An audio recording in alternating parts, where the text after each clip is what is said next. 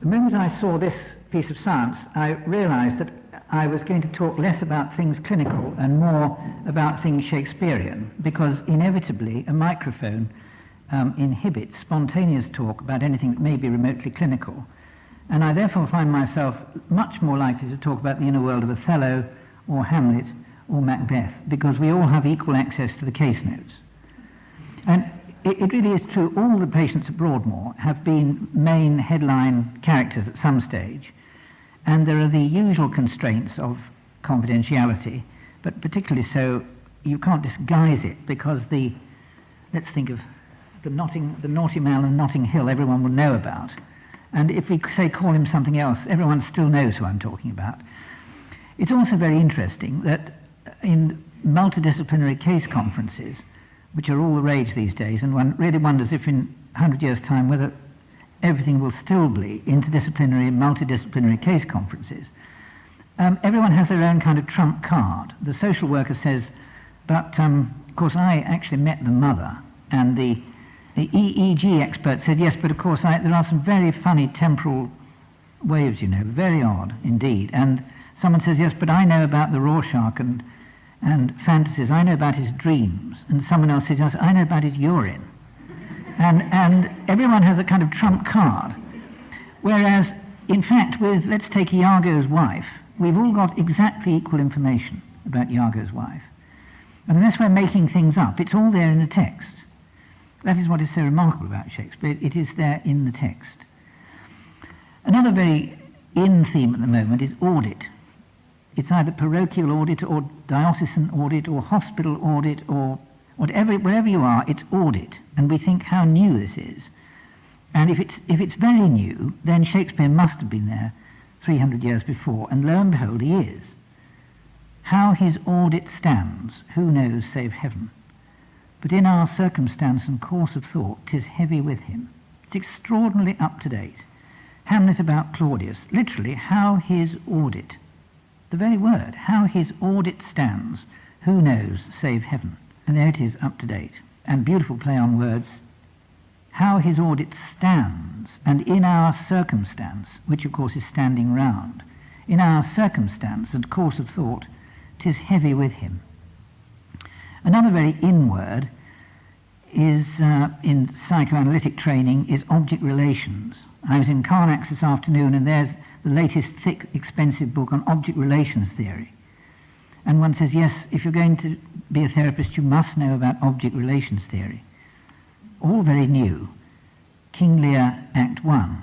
She who even now was your best object, balm of your praise, that you should in trice of time dismantle, do a thing so monstrous, to dismantle so many folds of favour. All the sexual layers of dismantling, taking off the mantle, undressing, dismantling, someone dismantling his car engine, is taking to pieces. It's also undressing, taking off the mantle. And all the sexual implications of so many folds of favour. Favour. There is object relations 300 years ago. She who even but now was your best object. If you're writing things down, King Lear, Act 1. Very near the beginning indeed. So, this may be no bad thing, but this makes me feel that I'm going to talk more about Shakespeare and probably less about clinical things. I mean, I can talk in general terms, but I feel inhibited, which is, is probably a good thing anyway. There's a kind of gravitational pull towards common experience, which Shakespeare gives us anyway. It's a marvellous title, this. Whether it's a marvellous talk, you will have to judge, but at least it's a marvellous title. Studying by a dark lamp. We could spend the whole evening musing together on exactly what a dark lamp is. People have discussed this, all sorts of things. There's the camera obscura. Is it a dim lamp? Is it a lamp that's out? Has it got a dark shade? Has it, and I'll tell you where it comes from in a moment. I don't know how many of you can recognise. Do you say, is that Blake? It sounds rather Blakeish, that, doesn't it? A dark lamp. Dante, is it? Is it Shakespeare? A dark lamp. Is it something surrounded by shadows? someone this afternoon. I actually asked someone in the street who hadn't come from a meeting I'd been at, so she must have thought I was a very odd chap. I came up to her in the street, this unknown woman, and said, "What do you think a dark lamp is?" And she said, "Well, it all depends what you want it for," which was not a bad answer to some strange man who was about to assault her, I should think. And then I said to someone else, have you got any bright ideas? And I said, well, there we are. Bright ideas about a dark lamp. Is it one that's switched off? The phrase actually was, I study by a dark lamp. Now, if you study by a dark lamp, does that alter things? Are they dark sayings? King Lear at the very beginning, here comes the king. Meanwhile we shall about our darker purpose. A darker purpose, what is that? Macbeth, meanwhile we shall be a borrower of the night for a dark hour or twain.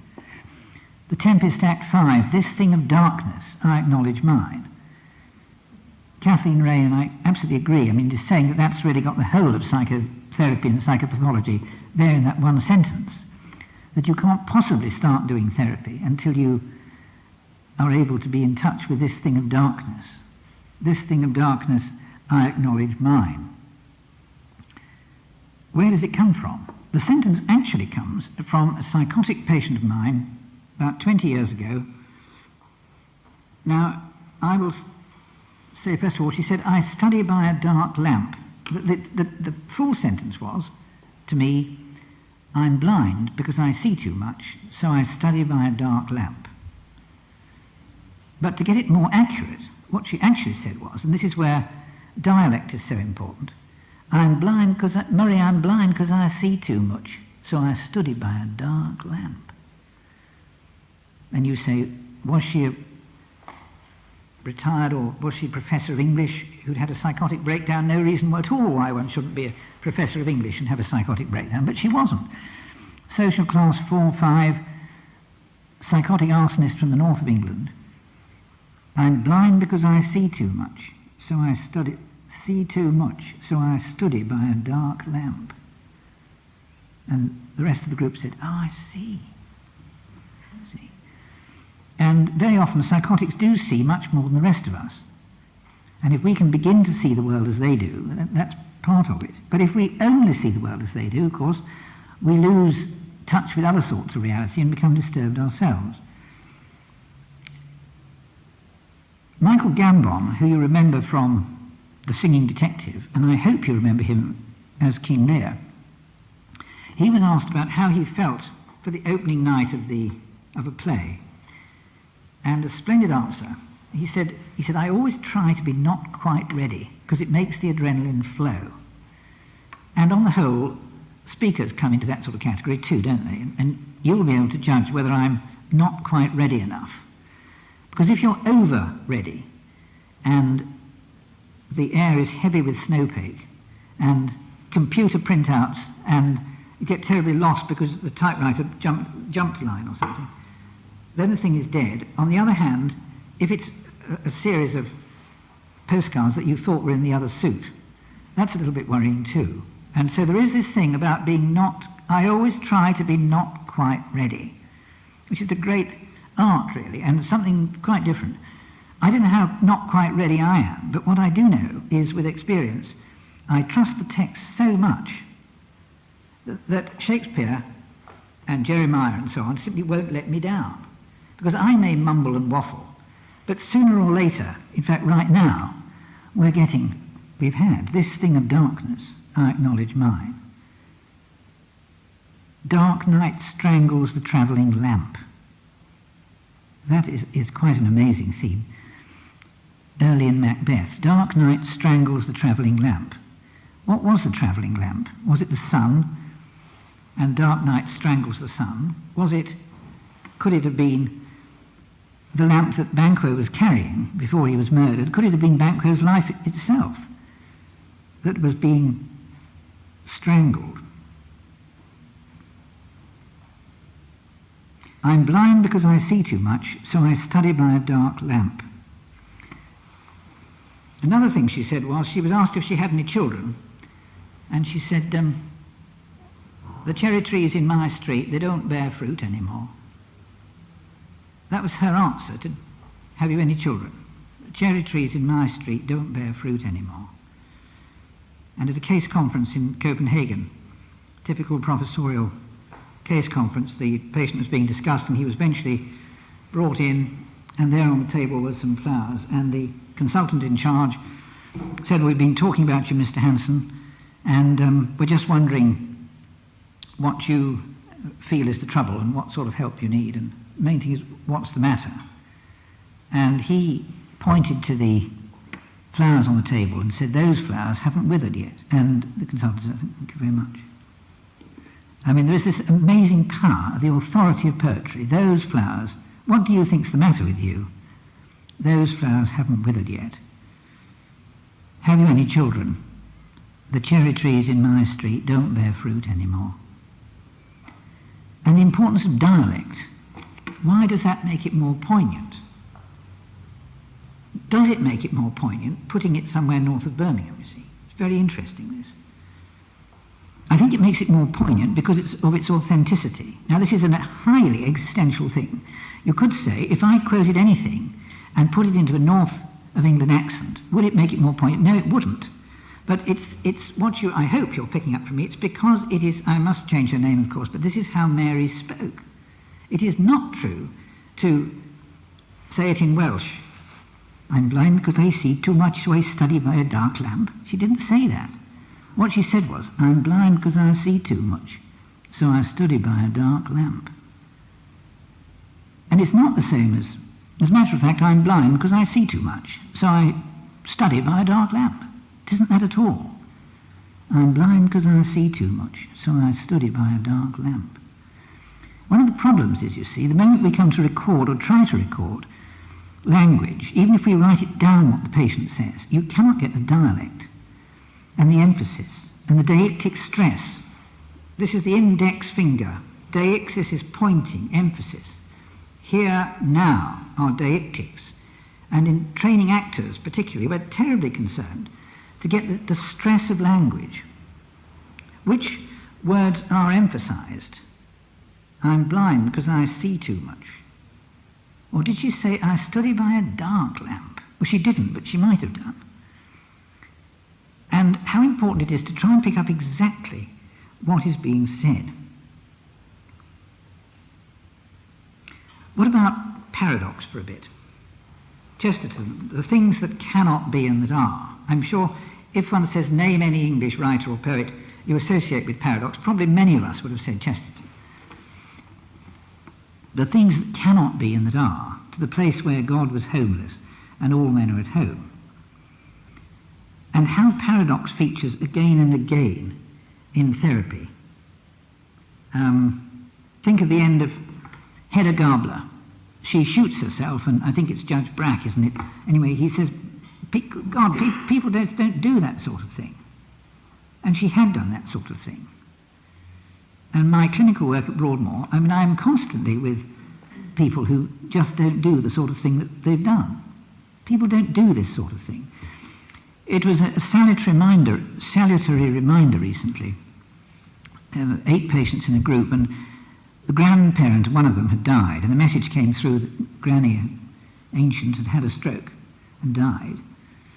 And this was an absolutely off-the-cuff, spontaneous comment. Do you know, I'd quite forgotten that people can die of natural causes.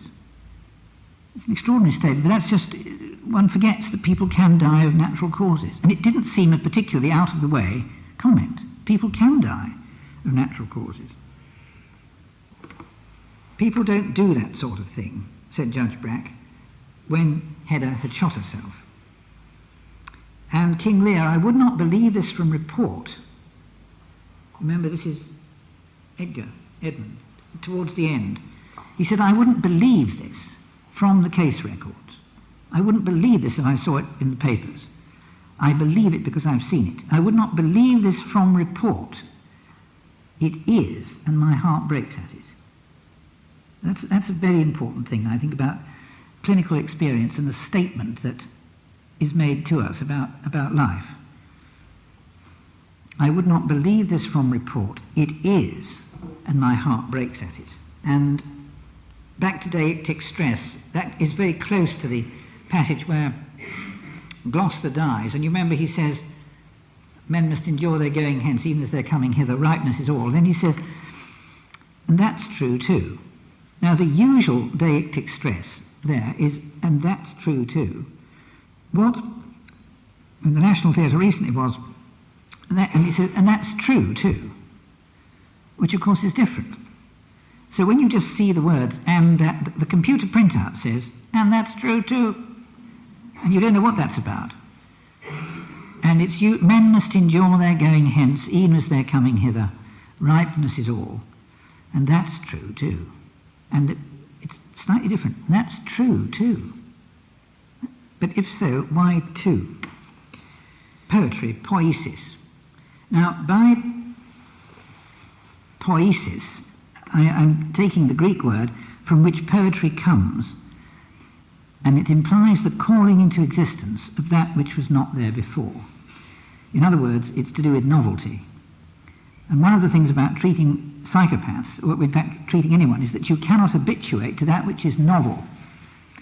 You cannot habituate to that which you've not seen before, obviously. And it's one of the great creative and therapeutic aspects of poetry is the novelty. In other words, it isn't sitting there quoting something that everybody knows. It is what is being called into existence, which was not there before. And this has existential ramifications to us now. However many of these meetings you've been to, you have never been to this one before. And could I ask, was anyone at the group analytic meeting this afternoon where I was? That's a great relief. Because because there was quite a big audience, and it was very tricky, and if there was, it would be rather tedious to repeat an example. But the poetry poiesis is the calling into existence of that which was not there before. So, Wordsworth writes the prelude, poiesis creating the poetry. There is a fresh experience of poiesis whenever it is recited and heard. But it isn't poetry, as it were, the dead thing in the book. It is that which is living, and it's our engagement now. Dark night strangles the travelling lamp. I've written about that, I've talked about it often, but I've never said it to you before. And although, in fact, I've said it to you before, but that was not in public. And it is different now. Dark night strangles the travelling lamp. I have every confidence in that those words will carry me.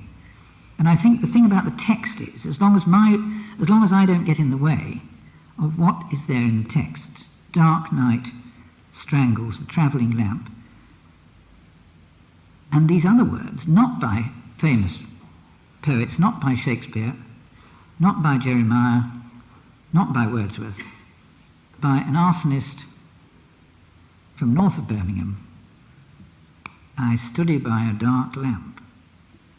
Just as powerful, and that's because of poiesis. Mention's been made of, the book on mutative metaphors. I also wrote, a long time ago, a book called Structuring the Therapeutic Process, and the subtitle was Compromise with Chaos. I wanted to call it Compromise with Chaos, but the publisher said you can't do that because we don't know how to file it. And it could be traffic jams in Notting Hill Gate or something. So you've got to call it Structuring the Therapeutic Process. Well, that's all right, but the subtitle is really what it's about. Compromise with chaos, the chaos in me, the chaos in the patient, and the chaos between us. And one of the things which I honestly think I stumbled on by accident, and 20 years later, it becomes truer all the time, it is that any kind of therapy, of dynamic therapy, no matter whether it is individual psychoanalytic therapy, whether it is group supportive therapy for torture victims, whether it is confrontational groups for psychopaths, any kind of therapy can be structured in terms of time, depth and mutuality. Everything about time, the duration of a session, the number of sessions, the gaps between the sessions, at which point do you intervene and which point don't you? Everything about time, everything about depth. If If you go too deep, it is seen to be frightening and invasive. If you don't go deep enough, the patient thinks you don't realise how bad things are, and gets that dreadful, the worst of all things is to feel that you're seen as just another one of those. And that's devastating. And then, most important of all, mutuality. How much do you give of your experience?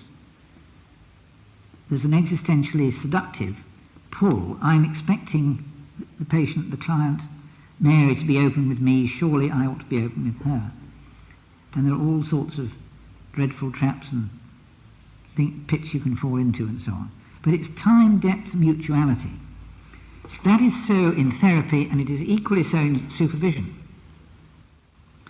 Don't know why I should tell you this, but just recently, a very touching story in a supervision session, not in England. A psychiatrist was saying he'd just taken on a new patient, a woman who came in with a little dog, and whenever he made an intervention which really touched the patient, the dog started howling, which I think is a very interesting one, this. And he found himself almost looking at the dog more than the patient. I mean, but the idea of depth, and we shall be moving into depth very shortly. It is fascinating, this, and if you're involved with supervision, London is groaning with supervisors and supervisees, but if you're out at Orkney, say, and it's self-supervision, which most of us end up doing anyway, you can check things along. Something's going wrong. It must be something to do with time, depth, or mutuality, and I bet you it will be. And if it isn't, you ring me up and I'll pay the reverse charge or something. Because it will be. It'll be something wrong with timing, or the judgment of depth, or the judgment of mutuality. I mean, ultimately, man is the animal who knows he's going to die, and you and the patient and the client do as well. And we're all in it together. One of Shakespeare's great lines, banish plump Jack and banish all the world. If we're going to bump Falstaff off, we might as well all go. Because good old Falstaff is really one of us, and we all got bits of Falstaff in us. Banish plump Jack and banish all the world. Be an interesting question. I don't suppose anyone's ever written an essay on comparing, discuss the relationship between Jeremiah and Falstaff. If you write that down as an interesting question, it'll keep you going all night, that. Compare and contrast Jeremiah and Falstaff. This seems the right time to mention some rather interesting books. I'll read this in case you can't see it in the back. Disowning Knowledge. 6 plays of Shakespeare by Cavell. It's the title I want you to notice. Disowning Knowledge. Alice Miller. Banish Knowledge.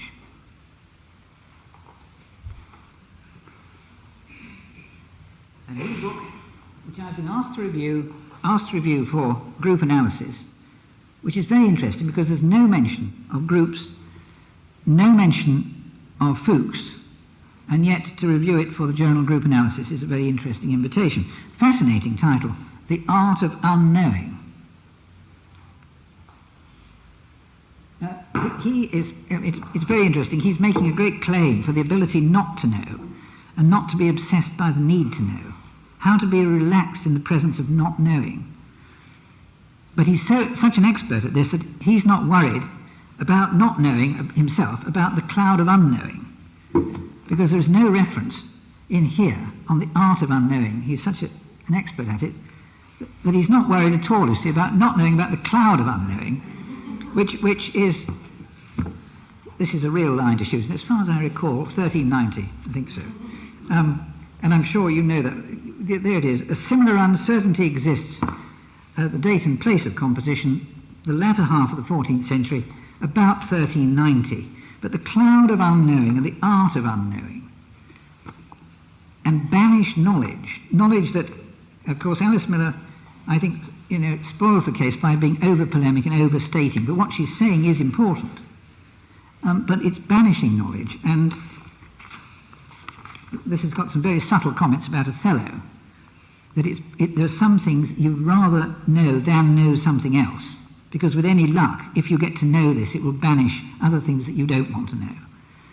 And something, you've only got a limited reservoir, as it were, and if I know enough about something, it will push out the things that I know and don't want to know. Theology is going to appear soon.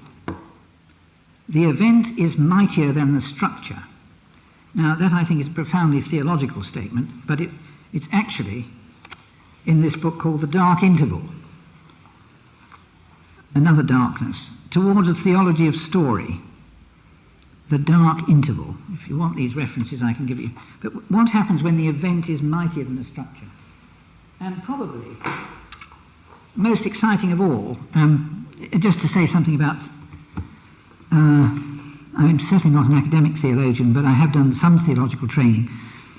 And it was very interesting. Years ago, my supervisor said, you must read Moltmann. Read everything you possibly can by Moltmann. So one read The Theology of Hope, The Crucified God, and Moltmann is really worth reading. And it's very interesting that, well, he doesn't draw your attention to this, but the idea of the crucified God and how Freud makes, because it's very easy to cheat, those who don't know might say, good heavens, hasn't he read a lot of Freud? Actually, it means he's strong enough to lift open the Freudian concordance, because it's all there. But you can look it up in the concordance. There are so many more references to wishing in Freud, and extraordinarily few to hope. I used to know these figures. It's terribly easy. You just look it up. But, I mean, there are, 940 to wishing and 35 to hope, or something like that. Those figures aren't right, but the proportion, it's very important that. What the difference between hope and wishing. So it was Moltmann, and recently I went up to give a seminar at Mirfield, and I asked the principal of the Theological College, what theology ought I to be reading now? And he said, without any doubt, von Balthasar, absolutely von Balthasar. And he is an amazing man. There are 15 volumes, and there are only a few coming into English. They're still coming to English.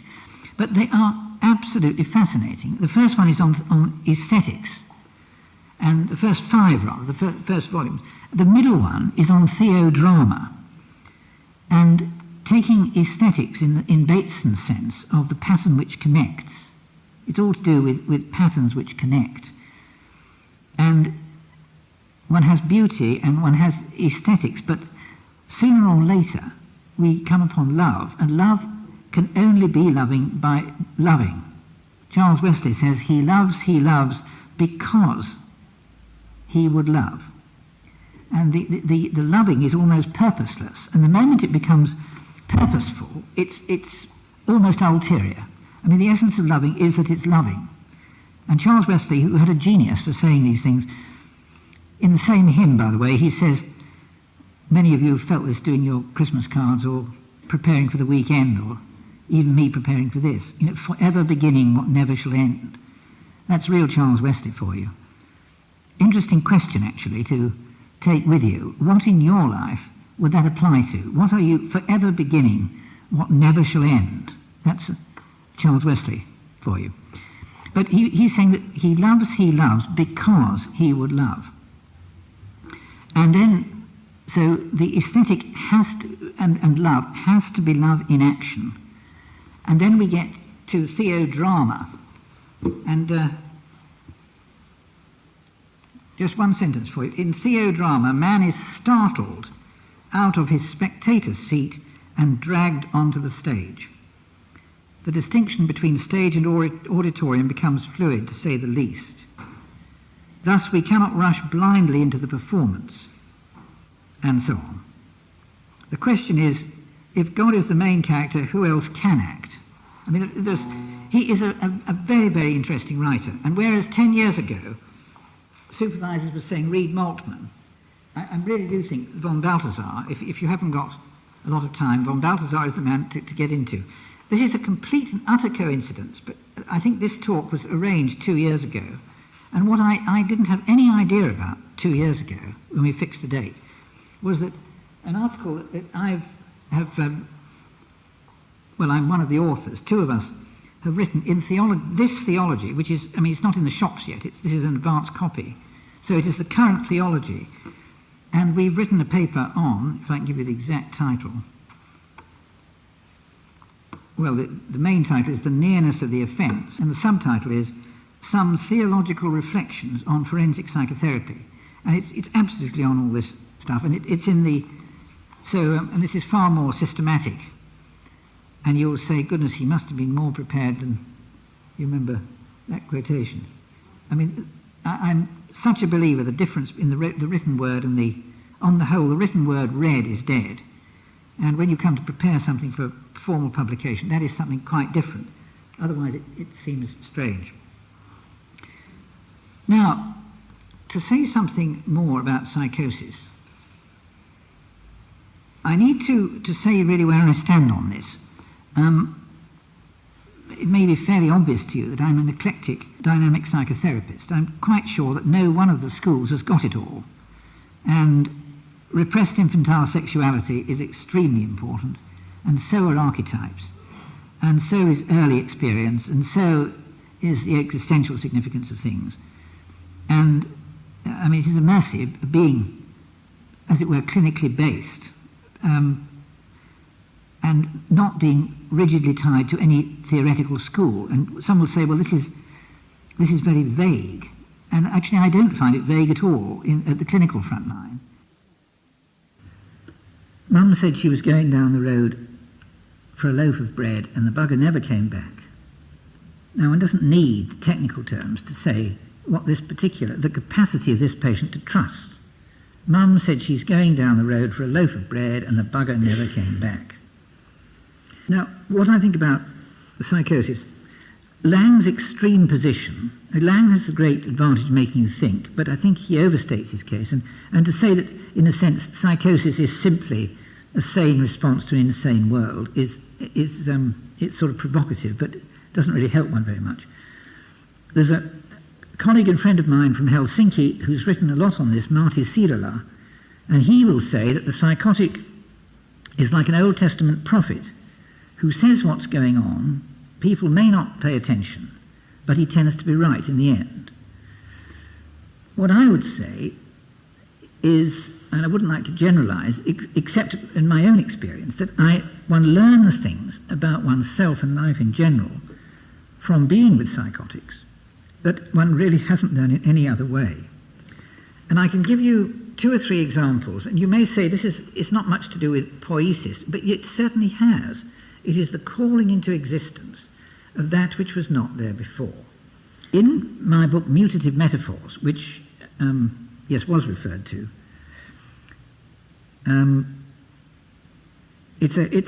I can give you the details afterwards if you want them, but the important thing is that the key, it's a fairly sort of heavy academic bibliography, but the main reference in heavy black type at the beginning, the Fons et Origo, is a quotation from Gaston Bachelard, who was one of the founders. That's a nice, hooray! Yes, absolutely. Gaston Bachelard, who was one of the founding fathers of archetypal psychology, along with Hillman and Corbin and Jung, of course. In the Poetics of Space, Gaston Bachelard says, the poetic image has reached the depths before it stirs the surface. And that, I felt, was something that really stimulated and made me understand what I'd been doing intuitively for years. The poetic image has reached the depths before it stirs the surface. French analysts in Paris, very excited by this, the whole idea of the aesthetic imperative. What is the aesthetic imperative? What about poetic induction? What does this mean in therapy? I talked to a group of schizophrenics about this. Is it possible to think of a lake, is it possible to think of something that could reach the depths before it stirs the surface? Most of us say, what an amazing idea is it? Schizophrenic said to me, it's like, mummy talking to a child, Murray, that's how the group works. They could see this immediately. French philosophical analysts getting terribly excited about this, avant-garde, tremendous creative stuff. Isn't this really Lacan twisted around a bit? And chronic schizophrenic saying this, telling the therapist, this is how the group works. Of course these things reach the depths before they stir the surface. And the point is that if that is so, then you can reach the depths of the person you're with, and if they happen to be dangerous schizophrenics or psychopaths, you reach their depths because it's through poetic induction. It's something that bubbles up within them, and is not like a psychological pneumatic drill from you drilling into them. So you are not seen as anyone invasive. You are seen as someone there while something happens within them. And this, I feel this is absolutely vital in all psychotherapy, but particularly with dangerous offender patients, and, there are the heavy words, people who have been a cause of grave and immediate danger. There are heavy forensic words. Grave and immediate. It isn't just grave danger, it's grave and immediate danger. This hospital is going to be set on fire now if this patient isn't removed. Someone is going to get shot now. Not they might one day pull their trigger. There is grave and immediate danger. To another group setting, highly psychotic setting. This took place actually in the hairdressing salon. So we were sitting in a circle surrounded by mirrors, and in the middle of this bizarre room were 8 psychotics and a nurse and me. One could say 10 psychotics, if you like. The patient says to me, it'll soon be Christmas in Broadmoor. And I said, just in Broadmoor, Mary? Yeah, just in Broadmoor. And I thought, this is very interesting, this, the idea of a localised Christmas, you see. And one tended to say, of course, And then driving home, thinking, well, the first Christmas, she's right, the first Christmas was remarkably localised. It was exactly under the place where the star stopped. We know exactly, in the Wise Men, the first Christmas was exceedingly focal. Now, I have to do a bit of name-dropping here, because otherwise the story doesn't continue. 3 or 4 days after this, I was speaking up at Trinity at Cambridge, and the then Master of Trinity was Sir Adrian Huxley, who was a leading scientist and was then PRS, which is the President of the Royal Society, as it were, the top scientist. And he asked me what I'd been talking about. And I told him a bit about this. And I don't understand these things at all. But he said, that's very interesting, because in advanced, I don't know, mathematico, geologico, something, mathematical physics, the idea that something can be localized and general is terribly important. He said there is a vast difference, conceptually, between something which is universal and something which is localized everywhere. And so he was actually sitting and he said, Dr. Cox, if I may say so, Dr. Cox, I think we could say that it was something that was localized everywhere.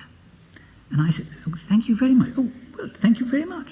Now, you see, the fascinating thing was, one comes from a psychotic group in Broadmoor, with someone says it'll soon be Christmas in Broadmoor. What? Yeah, just in Broadmoor, just Christmas, localised Christmas. Very disturbed. You go up to, as it were, Cambridge's leading scientist, and he said, of course, this is absolutely right. We are very concerned now in our latest research, or this theoretical branch of physics and something else, that something is universal and it's localised everywhere, which is nothing like the same as being general. And the learned, wise heads here nodding can explain it to me afterwards. But that is very interesting. And one could go on and on with where things have come out seemingly crazy. And again, it is so important to get the dialect right. And I haven't begun to talk about non-verbal communication. And I've got another 5 minutes, is that right? Or thereabouts? A little longer. Well, in which case I will just butt in for a moment, because there was that's really psychotic, that's thought intrusion into myself. But it's something I'd just like to say before time runs out. And it is that in a silent group, nothing had been said by one particular man for a very long time. And the group continued, week by week, he said nothing. And then quite suddenly, I didn't know where it was coming from, I thought it's very difficult to tell. It's a very loud noise, and I'll try and show you. Absolutely unexpected. We suddenly have this.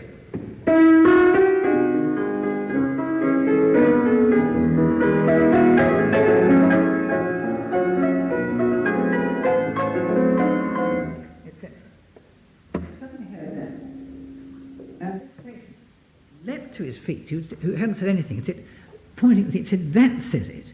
And no amount of talking in a group, something like for 1 million years, could ever say it. It was that particular chord. And it's one of the metaphors, actually, about therapy and music, I think, where you're not sure what key you're in, because you're... And that just lifts you, doesn't it?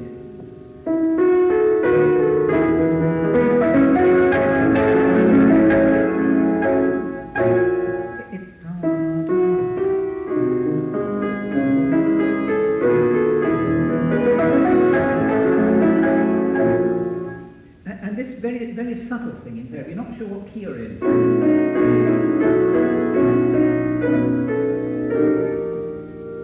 And you don't, something has happened. And it's this sort of atmosphere, very often.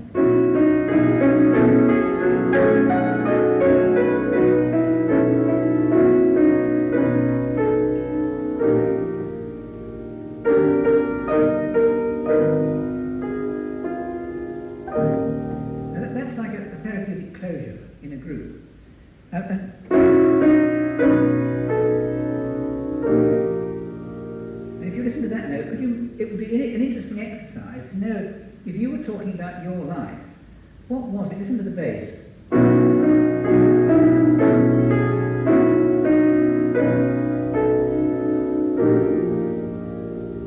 What would you be talking about to get that?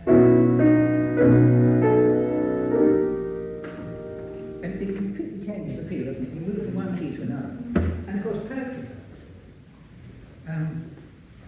It isn't magical, but I mean, because magic sounds flip, but I know one can alter the atmosphere in this room by just saying, "When it comes, the landscape listens, shadows hold their breath.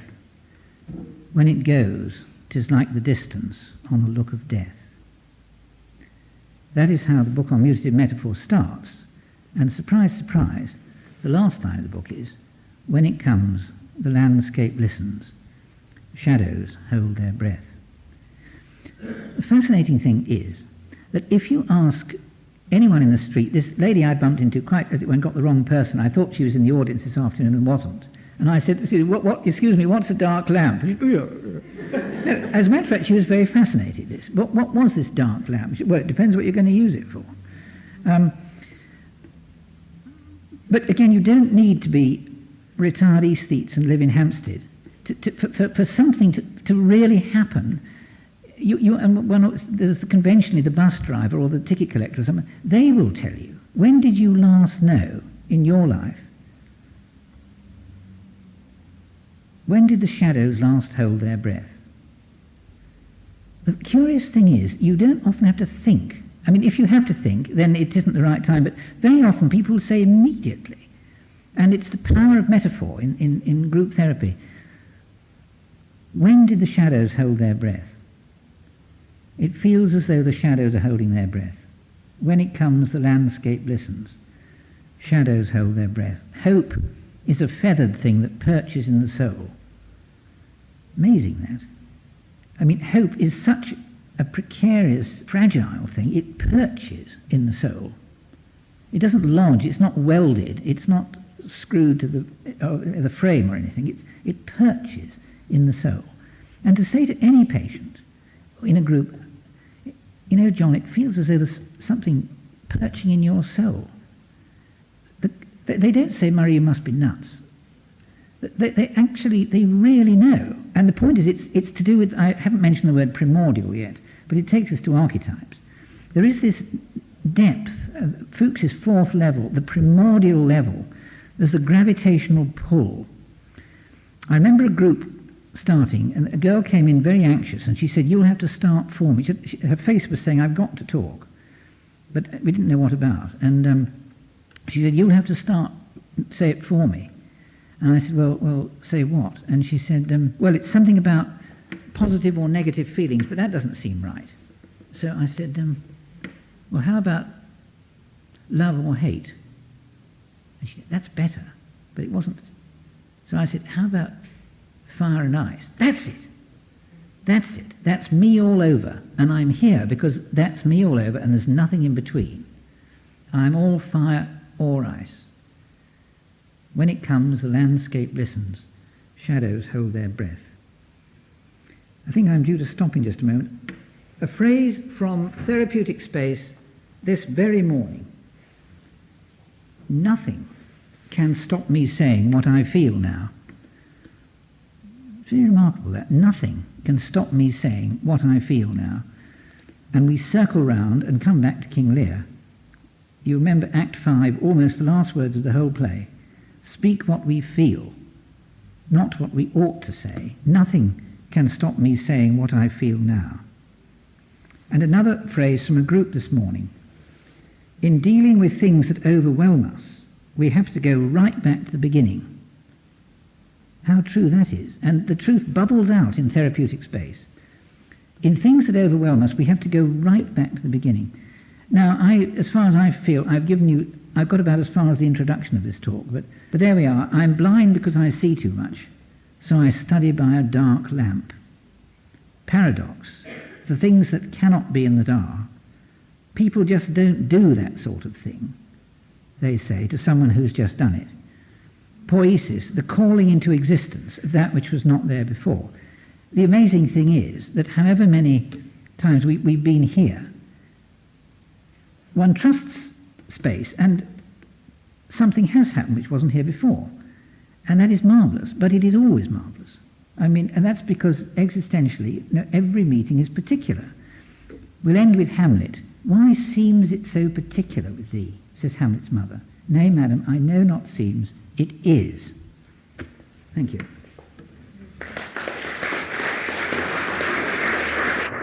Appearances you'd like to throw into the pool? Yes. And the people who talked about it, they seem to all, what to say, they seem to see very clearly or have a lot of clarity of insight. I'm wondering what there is that, if anything, that distinguishes that sort of seeing from people who, as you say, are very disturbed and dangerous, or at least are dangerous, from the poetic vision of people like Blake and so on. Can you sort of give us your feelings, intuitions about that? You mean that what is in Blake, for example, is very similar to what is in the patients I've been talking about. One group has been violent, as it were, and the other haven't. Is this? That's right. Yes.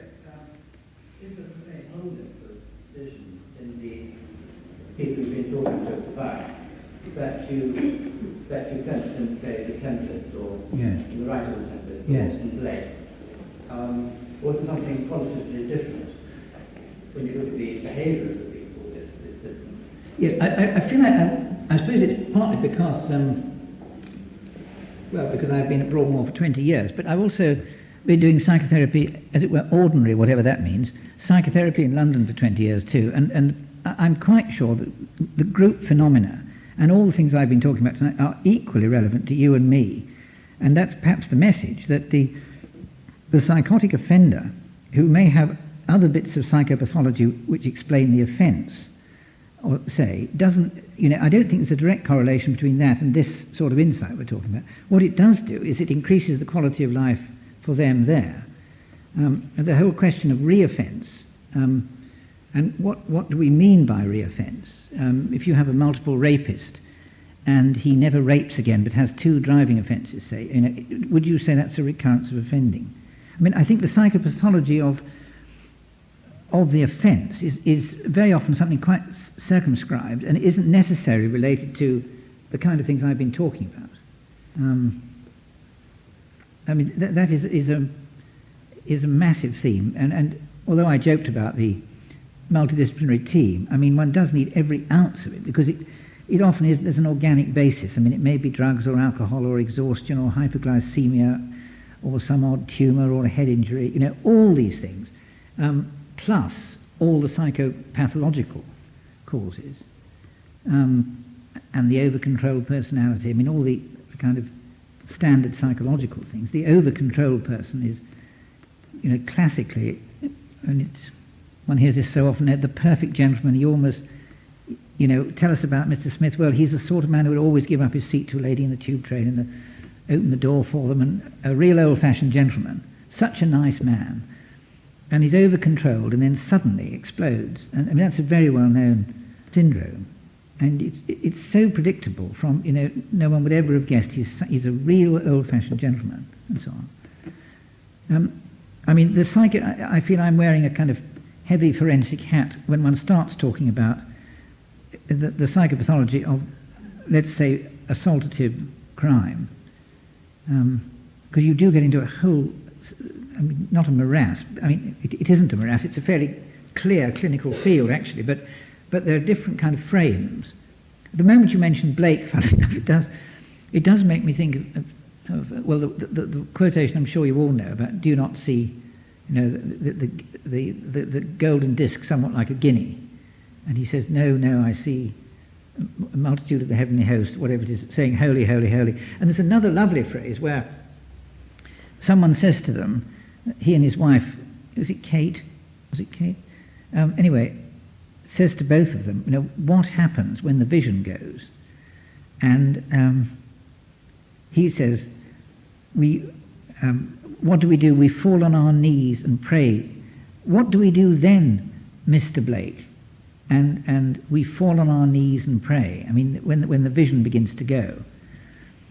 And there is this sense sometimes of closing down access to the unconscious. And then you wonder, of course, what else is going to happen? This is a very interesting question, but I'm sure there's no direct correlation between kind of the violence of the crime and this stuff. What I know, when I went to play the piano, because time was getting towards the end, I was saying that a girl I hadn't seen for a long time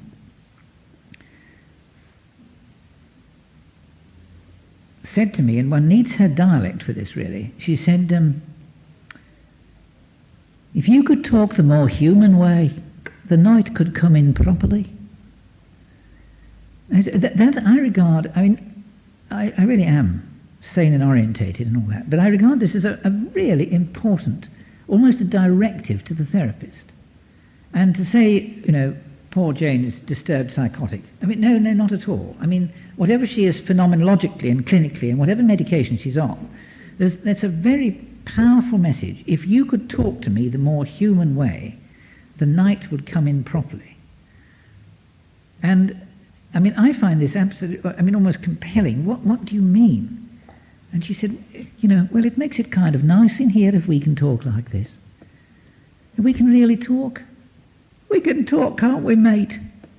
Very subtle, this, because if she thought I was imitating her and laughing at her, and, well, I wasn't laughing, but, that's very dangerous. But it was true that she warmed up tremendously when if you could talk to me the more human way, the night could come in properly. I like it when the night comes in properly. And what does this mean about? I don't know exactly what it means about the night coming in properly. But this is where I don't go along with Lang, but I do say this is something really important. I feel it is, and and I think it's very feeble to say it's a countertransference problem. In a way it could be, but that doesn't do anything except stick a label on it. What does it mean to talk the more human way? And it's the sort of thing I would actually ask in a group. Fuchs is just about the most important thing Fuchs ever said, I think, was trust the group. He said that the therapist is not there to heal the group, he is there to trust it. And it's very curious, moving in and out of the theatre world, the directors will say, we can trust the text. Various Shakespearean directors that say, whatever else we're doing, we can rely on the text. How his audit stands, who knows save heaven?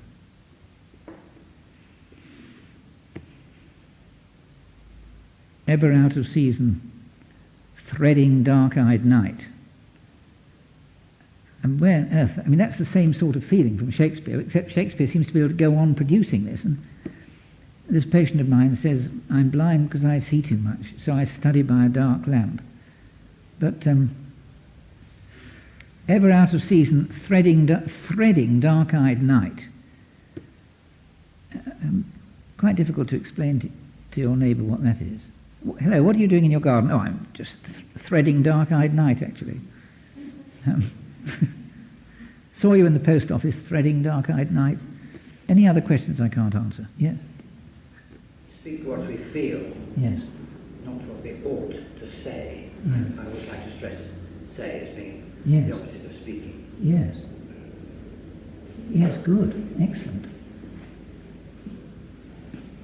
Thank you very much. I hope you all... I mean, that's a gift.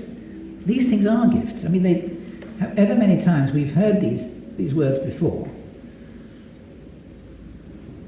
and it's exactly the same, I think, with all sorts of biblical references. That they sought to see Jesus and they found him on the other side. You always do.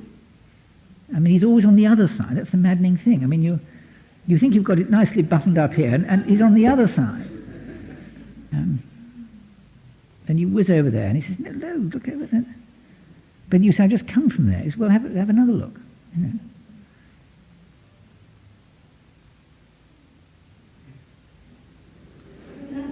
I was very struck by the depth, the idea of touching the depth before it got to the surface. Mm. And I wanted to share an experience I had in a very different hospital, a subnormality hospital, but also with very violent patients who had very severe brain damage.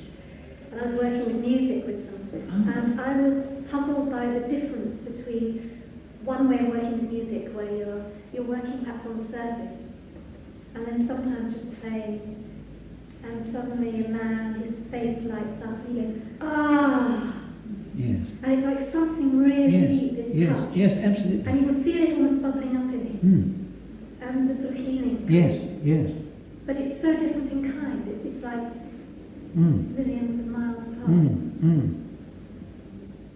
Yes, thank you very much. I absolutely agree. And the power of other modalities. I mean, it isn't only music, but I mean, it does happen, certainly.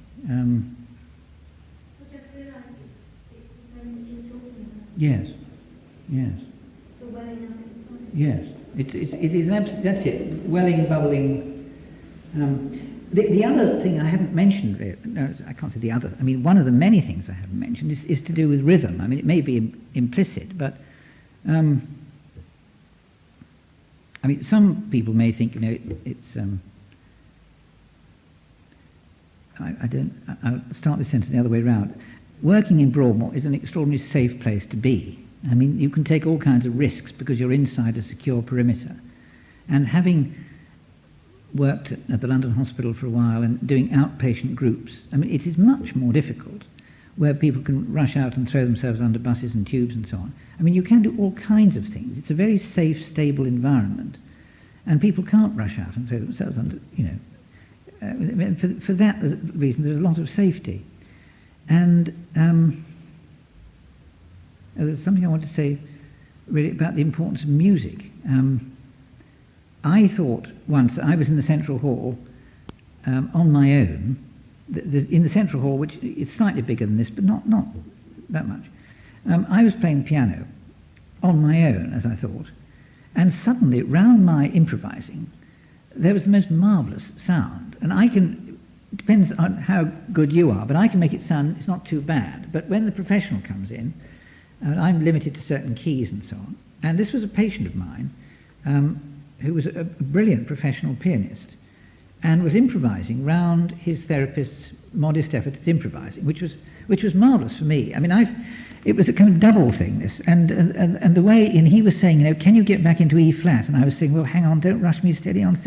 Yes, I'm almost in E flat. And then he said, right, now stay there for a bit, and then I'll go into this, and somehow them improvising round, him improvising round my improvising was a great experience. And then the whole place of music in therapy, and, well, drama therapy and psychodrama and the arts generally. We have a new music tutor, and he's very much a professional musician, and it's very, very interesting hearing his comments. I mean, we know a patient with his clinical history and the psychopathology and what we're trying to do in therapy, and he comes in as it were as a straight musician and saying the extraordinary thing about Joe is that I've never met anyone with such perfect pitch. I mean, it isn't, you actually tune the piano by him. I mean, he just goes boom or something, and that is absolutely there. And I was going to say about rhythm, so I was talking about music, quite a long time ago now, and this actually is in Mutative Metaphors. In fact, it's Vignette 1, if you want to look it up. The cadence of these words is very important. The cadence was, this was in a group therapy session, silence, and suddenly these words come. Listen to this sequence. I'm all right today, and I'm all right now, but how will I be tonight? Once more. I'm all right today, and I'm all right now, but how will I be tonight? Now the curious thing was, if we'd had this recorded, what you would have heard is this. When I do put my hand up, it's me speaking. So she says, I'm all right today, and I'm all right now, but how will I be tonight? Feeling like a river, almost overflowing its banks. Yes, that's it, that's exactly it. Now, where does the river overflowing its banks come from? I'm all right today, and I'm all right now, but how will I be tonight? Those of you who know your Bible well, probably better than I do, will recognize there's a phrase here. If in the land wherein thou trustest they wearied thee, then how wilt thou do in the swelling of Jordan? If in the land of peace wherein thou trustest they wearied thee, then how wilt thou do? And if in the land of peace wherein thou trustest they wearied thee, then how wilt thou do in the swelling of Jordan? And I felt absurd somehow, it was a long time ago, this double thing in my mind. She says, I'm all right today and I'm all right now, but how will I be tonight? And how will I be tonight? And I hear, how wilt thou do in the swelling of Jordan? And I thought, what is this about? How will I do in the swelling? I'm all right today and I'm all right now. How will I be tonight? How wilt thou do in the swelling of Jordan? Murray Cox making kind of modest effort to link these, saying somehow like a river. That's it. And now you see, whether that is the actual cadence, or whether there was something, the rhythm, plus some sort of primordial feelings, I mean, we can all guess. But what one does know, that it had an amazingly stabilizing effect. And at the end of the group, she said, I'm all right now. And there's so many things like this we don't understand. But I hasten to say this is not in the slightest limited to Broadmoor. I mean, I've learnt a lot of this doing it in Broadmoor, but in a sense it's part of one's daily therapy work. It's trusting associations. And obviously, I hasten to say that it's very kind of postgraduate. I mean, you've got to know what you're doing, and it isn't just think of a quotation and say it, because actually, nearly all the time, if there are quotations flicking through, you don't say them. But this was irresistible, absolutely irresistible, and it takes some explaining to a co-therapist as well, why you suddenly say, like a river overflowing, how will I be tonight? How wilt thou do in the swelling of Jordan? But I think the rhythm is fascinating. I have a Swedish patient. I speak very little Swedish. And she said something which had an absolutely identical rhythm. She said she'd had a dream. We normally talk English, but she said she'd had a dream and she needed to talk about it in Swedish. So out it came. And I understand very little Swedish. I mean, certainly not enough to translate it. But the rhythm was absolutely Chestertonian. There's a poem of Chesterton's which is let thunder. It finishes with let thunder fall on man and beast and bird and you're expecting it should be let thunder fall on man and beast and bird and the forest or the ocean. Let thunder fall on man and beast and bird and the ocean. But it wasn't that. It's very curious. You expect it to be the punctuation. Boom, boom. Let thunder fall on man and beast and bird and something else. And it isn't. It's let thunder fall on man and beast and bird and the lightning. It is something to have been. And that is typical of Chesterton. He really, as this Balthazar says, makes you jump out of your seat. Let thunder fall on man and beast and bird and the lightning. It is something to have been. And in Swedish there was the dum da dum da dum, dum da dum dum. It is something to have been. And I felt ridiculous saying in the middle, after the middle of all this, the Swedish spiel, you see, the dum da dum dum. And I really forget my exact words, but it was something about thunder and lightning, and chaos and turbulence or something. And sure enough, it was the dum da dum dum, then the dum da dum da dum. One thing I realised I don't think I did say, I was talking about dialect, and I should have said that long before, and this is a general piece of social psychology, which most of us know so well we don't realise we know it, and it is that long before the content of speech changes, the dialect does. I haven't mentioned that this evening, have I? No. It's really important, this. Long before the content changes, dialect does. You know this. You go and ask your boss for study leave or something. Now, if his voice is, morning, Miss Smith, that is not the day to say, could I have this extra leave? If he says, hello, Mary, you say, oh, this is my lucky day. With those who you live closely with, if you say anything at all during an orgasm, the chances are that during heights of rage, as you hurl the frying pan across the kitchen, or in the passionate moments, whatever, you would tend to revert to the dialect of your childhood. And most people, obviously in an audience, I'll think very hard at this moment, because they're thinking, is this really so? But most people tend to revert to the dialect of their childhood during passionate moments of love or hate. So long before they say, I hate you or I love you, there comes, whatever it is, that bit of Geordie in the voice, or Welsh, or wherever you were brought up. And you know this so well that in your ordinary daily life, you just know when your wife gets annoyed, she begins to become Welsh or something. Or wherever she was as a child. And it's so much part of your daily life, you don't think about it. But in therapy, you see, long before, we don't have X-ray eyes, we just get very good at listening and looking. And the moment they begin to become, let's say, more Welsh, then there is intense feeling here. They don't need to say, I'm feeling so angry I could bash you. What they are saying is, no, I'm listening, go on, please listen, I'm listening. But actually, and the timing of interventions is so often, it seems to be almost miraculous, but it isn't. It's simply that you notice. Here is a very simple story about non-verbal communication. How you hold cigarettes. I have a patient normally like this, and it's very stereotyped how people, because one of the sort of modes is this, and then there are others, aren't there? Sort of really thinking things over, a cool chap. Mm-hmm. Go on. Yeah. And then, now, one of the reasons of that sort of smoking is that you feel rather ridiculous going, if you haven't got a cigarette. So it does reassure you. But the fact is, whatever the ethics of smoking, it's the same in the way you hold your pen and the way you fiddle with your glasses and everything. But it's just a very stereotyped way.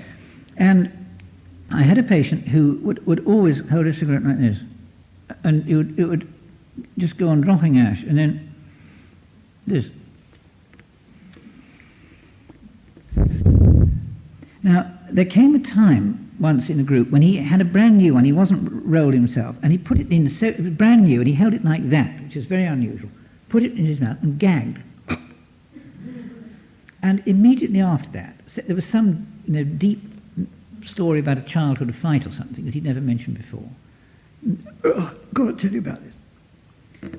right, nothing else happens for 3 weeks. You don't need to be a whiz kid of noticing things. 3 weeks later, and you're always smoking, so most of the time, I couldn't care less, actually. But 3 weeks later, suddenly, brand new cigarette, held like this. You don't need to be a whiz kid to see. What is it, Ken? I said, it feels so fucking awful. Suddenly come over me. No, it is simply noticing people. And the plug would be to therapists among you, and in fact to all of us, just have a heightened sense of awareness of what you see. The poet Edwin Muir came from Orkney to Glasgow to work in a glue factory.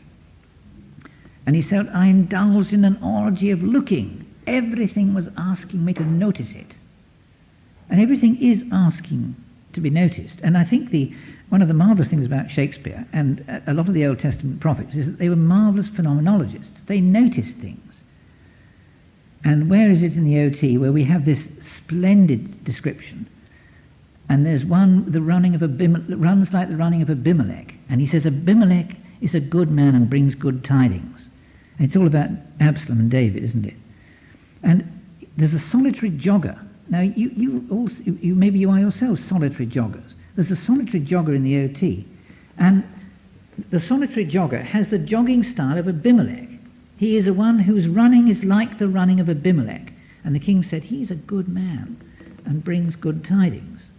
And actually, of course, it may be the good man who brings bad tidings. That's the great mistake there.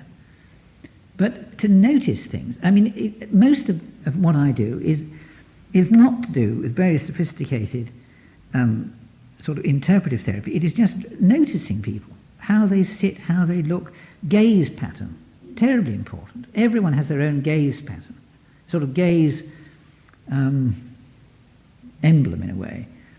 There are some people, if I'm looking, I've got to look at someone, so I'll look at you.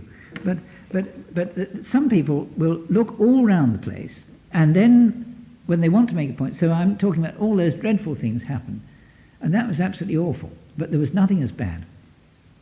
It was November the 10th. See, now I'm all over the place, but I really want to fix you because the worst thing was November the 10th. There are other people whose gaze pattern is to look at you, and there were all these terrible things that happened, but there was nothing as bad as November the 10th. And I look away. Now, again, you will know with your nearest and dearest, do they look at you when they want your attention, or do they look away? And if we come to talk about punctuation, which I haven't had time, and poetry depends so much on punctuation, the apostrophe, apostrophon, is to look away. It's that which makes us look away. And in therapy, there is always that from which we turn away. And we're back into Broadmoor, I cannot, and Macbeth, I cannot think what I have done, to look on't again I dare not. Now you see, from a teaching point of view, that is of the essence of forensic psychotherapy. I cannot think what I have done, to look on't again I dare not. But it isn't just forensic psychotherapy, it's any psychotherapy. In fact, it's any deep human encounter. I cannot think what I have done, that dreadful weekend in November, whatever it was. I cannot think what I have done, to look on't again I dare not. And then Macbeth has this marvellous line. When we have our naked frailties hid, that suffer in exposure, let us meet again and question this most bloody piece of work to know it further. I mean, if that isn't preparation for therapy or preparation for mutual reflection, when we have our naked frailties hid, that suffer in exposure, let us meet and question this most bloody piece of work to know it further. It's a wonderful phrase, isn't it, actually? Our naked frailties. And if you take a phrase like, it could have been another title for tonight, our naked frailties. I mean, we've all got them. And we're not talking about the psychopathology of multiple rape or something. We're talking about it is right in my job that of course I talk about, and I ought to know something about the psychopathology of multiple rape. And what are the indications for, and all that technical stuff. But there is still this, when we have our naked frailties hid, let us meet again and question this. What a spiel. Is it time to stop? Yes. Thank you very much indeed. I think we've had a rather unusual talk, which has taken us into many different insights. In a way, it's difficult to sum it up or to respond, except to say that I feel that my way of looking has gone skew. I've suddenly seen it's like a skin's been taken off my eyes or something, and things look different. And that's my experience. And I think you've shown us how things can look different and what is familiar becomes new. And I thank you very much. Thank you very much.